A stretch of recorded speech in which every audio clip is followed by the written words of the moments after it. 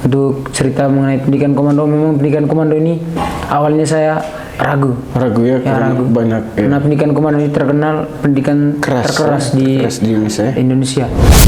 Kalau ini 7 huruf komando ini.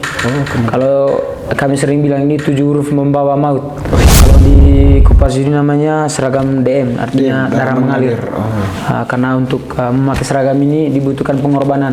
Artinya butuhan tetesan darah. Di komando itu latihan itu taruhan nyawa semuanya.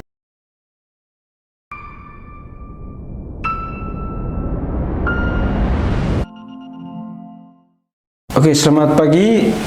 Hari ini kita kedatangan tamu yang sangat luar biasa, alumni angkatan ketiga ya. Oke, siap, Sersan. Hormat. Oke.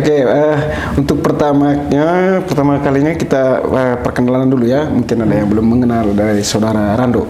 Oke, silakan saudara Rando perkenalkan nama, jurusan, segala macam. Terima kasih Pak. Saya akan memperkenalkan diri saya.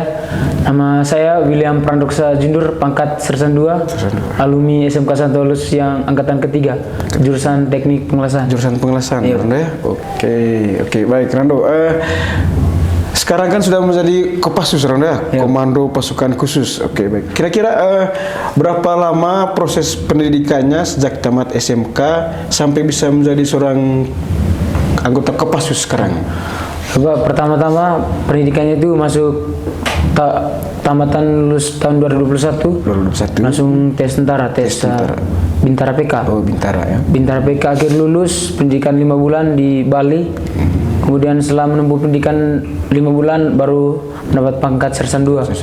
Setelah menempuh pendidikan 5 bulan, kemudian pendidikan lanjutan, pendidikan kejuruan di kejuruan infanteri di Pulaki di Bali juga. Kemudian setelah menempuh pendidikan infanteri kurang lebih selama 3 bulan. Kemudian ada werving dari Komando Pasukan Khusus. Lalu siapa-siapa yang mau mengikuti pendidikan komando. Kemudian werving kami waktu itu yang seleksi sekitar 186 orang. 186 orang. Seleksi mulai dari tahap psikologi jasmani, kemudian tes yang lainnya. Kemudian kami yang lulus terpilih itu 20 orang. Jadi hampir setahun tesnya, proses pendidikannya? Iya, 20 orang. Dan puji Tuhan saya di waktu tes di Kodam 9 itu ranking 1. Ranking 1, luar biasa, hebat. Ranking 1, kemudian setelah penutupan pendidikan kejuruan infanteri di Bali, kemudian kami berangkat ke Jakarta Cijantung untuk persiapan pendidikan komando. Persiapan khusus untuk ke pendidikan khusus. Iya. Sebelum pendidikan komando, kami diberangkatkan ke Batu Jajar di Pusdiklat Pasus Komando Pasukan Khusus. Di Batu Jajar. Kemudian sebelum mengikuti pendidikan komando, persyaratannya itu prajuritnya harus menempuh pendidikan pradasar, pendidikan terjun payung. Kurang lebih 1 bulan lebih. 1 bulan itu latihan terjun payung? Iya, 1 bulan lebih. Kemudian setelah dinyatakan lulus penerjunannya, kemudian lanjut lagi istirahat berapa minggu, kemudian dilanjutkan dengan pralatko. Pralatko itu peralatian pendidikan komando. Jadi sebelum pendidikan komando dipersiapkan dulu agar tidak kaget pada saat pendidikan. Sekitar 2 bulan lebih pralatkonya. Kemudian setelah pralatko, pembukaan pendidikan itu tanggal 25 Januari 2023 pendidikan komando. Kemudian menempuh pendidikan selama 7 bulan, kemudian sampai dilantik di Pantai Permisan tanggal 7 Agustus 2023. Untuk cerita mengenai pendidikan komando, memang pendidikan komando ini awalnya saya ragu ya, banyak karena pendidikan komando ini terkenal pendidikan terkeras di Indonesia. Akhirnya saya coba-coba, saya berpikir optimis bisa. Saya yakin saya pasti bisa. Pasti bisa. Dan akhirnya bisa puji Tuhan saya bisa dilantik jadi prajurit komando. Oke, baik Rando. Ini kan banyak atribut itu loh. Mungkin itu lambang-lambang apa? Mungkin bisa dijelaskan. Yang ini lambangnya apa? Yang sebelah atasnya lambang apa? Baju. Kalau yang ini Pak, ini kan pendidikan terjun dia, pendidikan pradasar. Setelah lulus terjun baru dapat wing ini. Lambang itu. Dapat wing ini. Terus yang di atas. Kemudian yang ini pendidikan komando selama 7 bulan. 7 bulan. 7 bulan lewat lulus tes komando baru dapat wing ini. Terus yang kanan kiri. Kalau yang ini M ini. Oke. Kan kami masih di bawah kendali dari Makopassus. Oke, ya. Jadi M ini sama dengan Makopassus. Oh, Makopassus. Iya.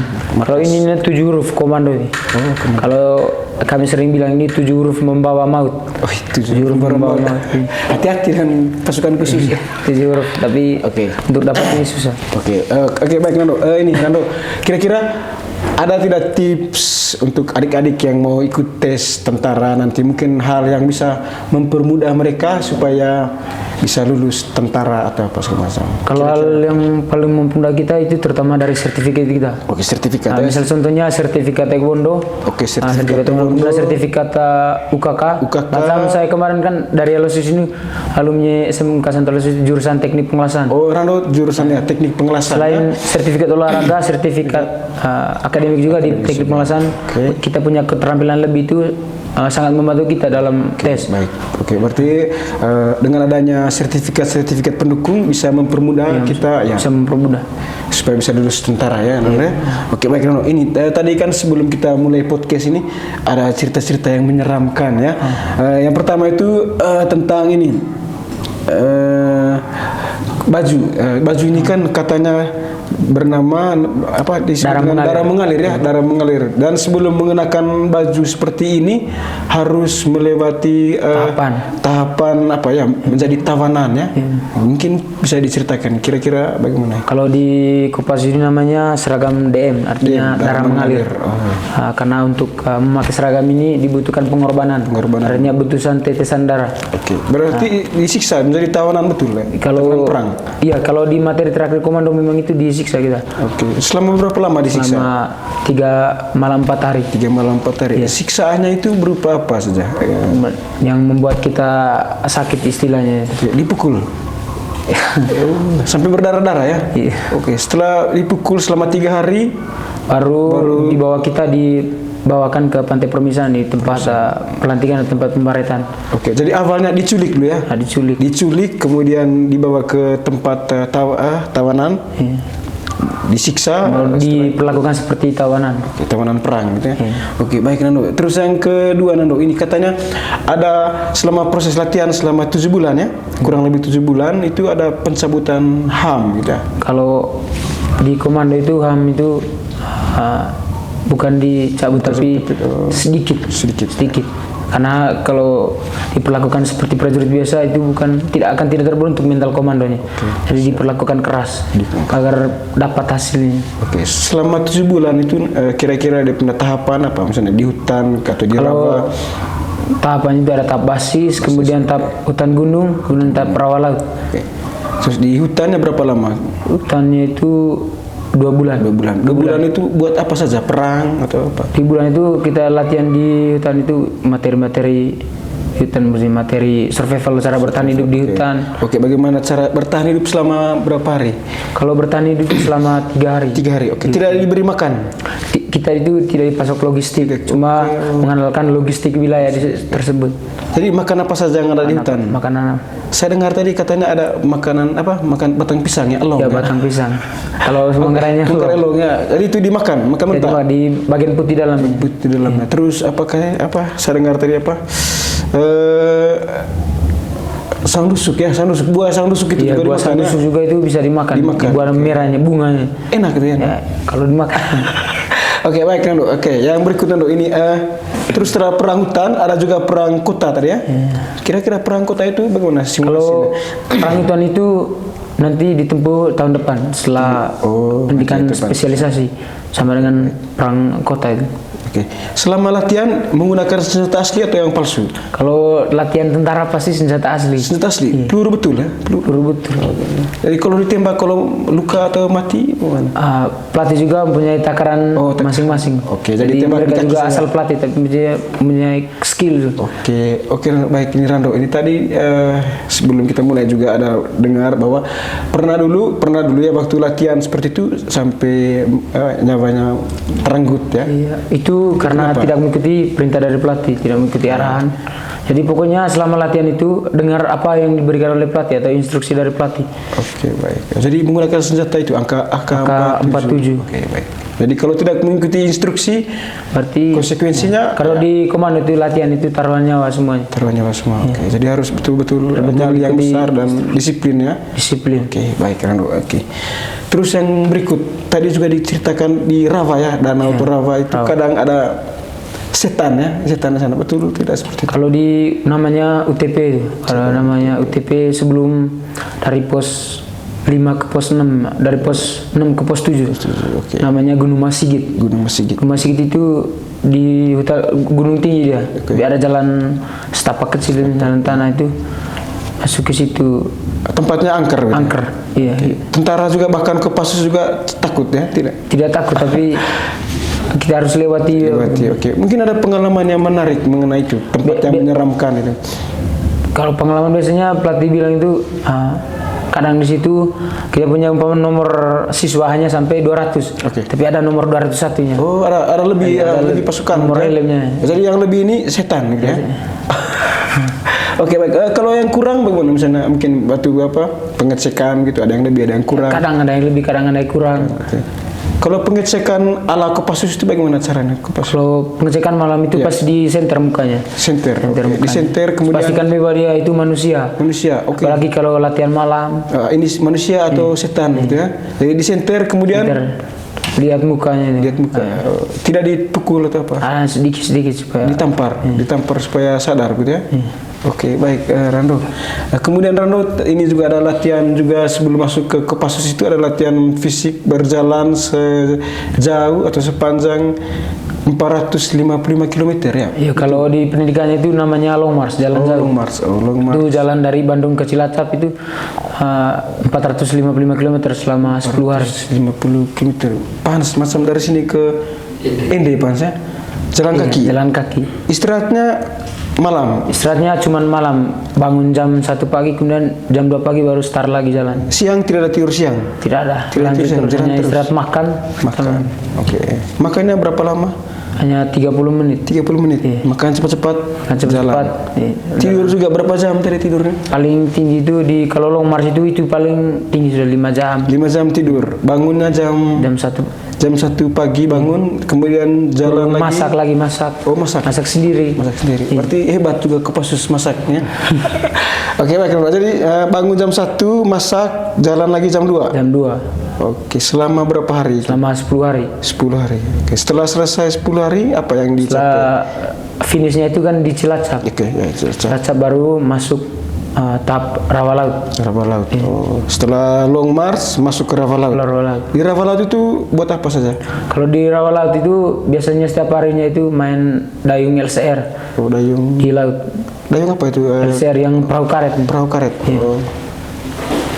Dayung selama apa? Sepanjang berapa? Kalau tertinggi itu paling 32 kilo. 32 kilo. Oke, setelah itu berenang. Kalau berenang itu dari Cilacap ke Nusa Kambangan, renang taktis namanya. Oke, itu kira-kira berapa kilo? 1 kilo. Oh, 1 kilo berenang di laut. Di laut. Di laut 1 kilo berenang di danau. Tahap basisnya itu di 2 kilo. 2 kilo di danau, 1 kilo di laut. Laut berenang. Oh, oke.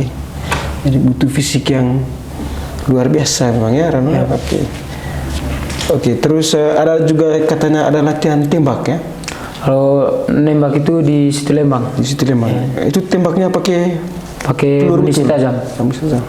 Kalau ada pernah terjadi kejadian misalnya terkena tembakan atau apa? Dulunya berarti bilang pernah ada karena tidak mengikuti instruksi tadi kena tembak. Oke, tapi tidak sampai nyawa melayang ya. Tapi sekarang agak kesini mulai nyaman. Oke. Oke, baik. Sekarang Rando ini apa? Masa liburan ya? Sekarang masih masa cuti. Cuti pendidikan. Ya, selama berada di sini harus berpakaian seperti ini, harus resmi, harus tegap ya. Tidak harus tegap, harus pakaian seperti ini. Oke, baik. Selama jam kerja. Oke, baik. Kemudian ini ada juga perang kota, rawa laut. Terus saya dengar tadi ada survival lah, tahap survival. Kalau survival itu seperti yang saya bilang itu cara bertahan hidup. Bertahan, oke. Selama berapa lama? Kalau survival itu ada tahap di hutan gunungnya sama di rawa lautnya. Oh, di hutan berapa lama itu, Nando? 3 hari. 3 hari. Hutan. Sama juga di rawa laut 3 hari juga. Berarti 1 minggu ya, 6 hari? Iya. 6 hari bertahan hidup, survive ya. Bagaimana caranya cara supaya bisa bertahan hidup untuk dengan memanfaatkan logistik wilayah. Oke. Jadi apapun yang bisa kita dimakan. gunakan ya, gunakan yang ada di situ ya. Iya. Macam tadi itu ya, buah dari apa? Namanya kalau di rawa laut itu namanya buah nipa yang sering kami makan. Di Rawa juga ada makanan seperti itu ya. Sama kerang-kerang yang kecil-kecil. Kecil. Oh. Bagaimana bisa tahu ini bisa dimakan, ini tidak? Sebelumnya itu sudah di briefing. Oke, di briefing dulu. Ini jenis makanan yang bisa dimakan, mana yang tidak bisa dimakan. Bagaimana kalau selama di sana yang di briefing itu tidak ketemu? Pasti ada kan, mereka sudah tinjau lokasinya. Pasti mereka sengaja siapkan gitu ya. Ditanam dulu berapa hari setelah itu. Kalau buah nipa itu memang asli tumbuhan di situ. Tumbuhan rawa memangnya? Tumbuhan rawa. Enak kan ya, enak. Macam apa rasanya? Kalau memang enak. Karena sudah lapar saking bisa laparnya apa yang bisa dimakan makan ya. Ada tidak pengalaman ketika makan atau bagaimana keracunan atau apa gitu? Kalau keracunan tidak pernah, karena kami sudah tahu mana yang bisa dimakan, mana yang tidak. Oh, tidak sampai keracunan. Yang penting bisa menghilangkan rasa lapar ya. Oke, baik kan. Oke, ini saya mau tanya Rando, kira-kira ada tidak pengalaman yang paling berkesan bagi Rando selama proses pendidikan dan pelatihan, yang paling berkesan, yang selalu diingat gitu? Kalau yang pengalaman yang paling berkesan itu di Long March. Di Long March tadi ya? Oh, Long March. Nah, di Long March juga selain kita mengikut beban ransel sendiri, ada juga teman yang sakit. Yang sakit-sakit. Jadi beban ranselnya itu dibagi. Bagi ya, supaya bagaimana caranya dia juga lulus sama-sama kayak kita juga. Jadi selama jalan itu yang dibawa ransel. Kemudian beratnya berapa ransel? Sekitar 25 sampai 30 kilo. 25 sampai 35 kilo ransel. 30 kilo. Oke. Isi apa saja? Yang penting sampai 30 kilo. Di ransel itu isinya itu ransum kita, logistik kita selama 3 hari. Oke. Kemudian perlengkapan cadangan. Oke. Senjata selalu dibawa ya? Senjata selalu dibawa. Katanya senjata itu seperti istri ya? Iya. Seperti istri. Senjata itu istri pertama. Istri pertama. Tidak boleh jauh? Tidak boleh jauh. Oke. Kalau jauh sanksinya apa itu Rando? Fatal. Fatal ya? Oke. Itu oke, baik. Jadi jalan selama 10 hari? 10 hari. Oke. 10 hari tanpa istirahat. Itu yang paling berkesan ya? Iya. Oke. Pernah tidak ada pengalaman yang selain berkesan, yang menegangkan gitu, yang sempat buat ciut nyalinya? Kalau yang paling menegangkan itu namanya doper. Doper itu apa ya? Itu kegiatannya itu kita merayap. Oke, merayap. Kemudian pelatih menembak kita dari kiri kanan. Oh, jadi Rando merayap. Kita di tengah, jadi munisi di samping kiri kita. Iya. Ditembak dari kiri kanan. Kiri kanan. Oke. Terus antara pelatihnya tidak kena tembak? Karena pelatih itu kan berada di bagian atas, bagian atas. nembak kita ke bawah. Oke. Jadi kalau kita lewat instruksinya, tidak ikut instruksinya kena tembak? Iya. Intinya ikut arahan dari pelatih. Arahan. Oke. Jadi selama tembak berapa lama tembaknya itu? Jarak merayapnya itu sekitar 70 meter. 70 meter. Setelah maksudnya mulai start untuk merayap sudah mulai ditembak? Sudah mulai. Sampai finish? Sampai finish. Oke. Kalau sudah selesai? Baru selesai nembaknya. Oke. Oh, itu yang paling menegangkan. Menegangkan. Oke, baik. Wih, luar biasa, banyak sekali pengalaman untuk ini ya. Bisa menjadi Kopassus. Ternyata bukan pendidikan yang gampang ya. Oke, baik Nando, yang berikut Nando. Kira-kira ada tidak pesan untuk ke adik-adik di SMK Santo Aloysius atau di jurusan Teknik Pengenasan untuk Nando sampaikan kepada adik-adik? Silakan, mungkin ada pesanan kesan. Pesan yang pertama itu dari saya itu, yang pertama disiplin.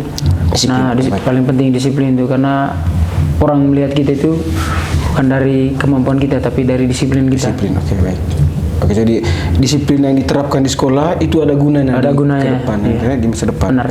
Oke, selain disiplin, Nando, kira-kira adik-adik yang mau jadi tentara atau mau jadi brimob atau apapun yang lain, kira-kira apa ya motivasi dari Rando? Pertama itu hilang dulu kebiasaan buruk kita, kebiasaan yang merokok. Oke, kebiasaan yang merusak kesehatan. Merusak kesehatan. Oke, dikurangi. Karena faktor kesehatan itu faktor yang penting. Rando. Oke, baik. Kalau soal fisik itu bisa dilatih, tapi kalau masalah kesehatan. Oke. Terus untuk adik-adik yang pengelasan ya Rando, kata mereka kan ragu mungkin setelah pengelasan itu bingung mencari mau jadi apa setelah lulus. Kalau di pengelasan itu adik-adik saya itu yang kurang motivasi, terutama itu yang merasa pengelasan itu begitu-begitu saja. Oke. Tapi mereka hanya melihat pengelasan itu hanya di sekitar daerah di Flores, Flores ya, hanya belum hanya keluar. begitu-begitu saja. Oke, Karena di Flores ini pembangunannya kurang. Oke. Pembangunan, jadi kebutuhan tenaga lasnya kurang juga. Oke. Coba mereka keluar ke Jawa. Di luar Jawa kan banyak konstruksi. Jadi banyak besi-besi. Dicari tenaga pengelasan, welder itu ya. Kalau di luar itu orang ngelas itu orang mahal di luar. Oke. Tapi tidak ada Kalau di pos Brimob sana. tentara itu ada namanya Politeknik Angkatan Darat, bisa dimasukkan di situ sesuai kemampuan kita, punya keterampilan. Oke. Ada juga dari otomotif, pengelasan. Oke. Jadi Rando sambil menjadi anggota pasukan khusus juga bisa las-las senjata yang rusak gitu ya? Kalau Tidak. kalau di senjata masih ada tim khususnya. Tim khusus. Oh, ada tim khusus untuk ke mekanik. Untuk perbaikan senjata. Oke, jadi bakat untuk mengelas itu disimpan saja. Simpan. Oke, simpan. Siapa tahu ada waktu yang butuhkan. Oke, baik Rando. Oke, baik Rando, ya terima kasih ya atas sharingnya untuk kami, untuk adik-adik. Semoga selalu sukses ke depan dan menjadi pasukan yang elit yang tetap berguna bagi Indonesia. Oke. Ya, Pak. Ya, terima kasih Pak Sersan. Siap. Siap. Oke.